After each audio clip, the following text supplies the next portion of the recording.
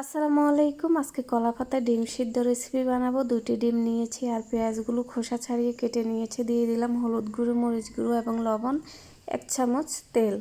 ভালো করে মেখে নিচ্ছি। এগুলো এমনভাবে মাখতে হবে যেন একদম নরম হয়ে যায়। পেঁয়াজগুলো একদম নরম করে ফেলতে হবে, তাহলে রান্নাটা খুবই ভালো হবে। আর এখানে ডিমগুলো আমি ভেঙে দিচ্ছি।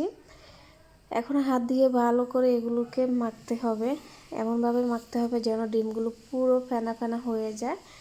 ডিম পেঁয়াজ ভালো করে মাখানো শেষ। এখন কলা পাতায় আমি সামান্য তেল দিয়ে তেলগুলো ভালোভাবে মেখে নিচ্ছি যেন তাড়াতাড়ি ডিমটা উঠে যায়। বাটিতে আমি কলা পাতা বসিয়ে ডিম ঢেলে দিলাম। এখন পাতিলে পানি দিয়েছি পরিমাণ মতো, দিয়ে এখন ডিমটা সিদ্ধ করব। কিছুক্ষণ পরে আবারও ঢাকনা উঠিয়ে নিয়ে ডিমটা নামিয়ে নিয়েছি। খুব সুন্দর শক্ত হয়ে গিয়েছে। এখন এটাকে পিস পিস করে কেটে নেব।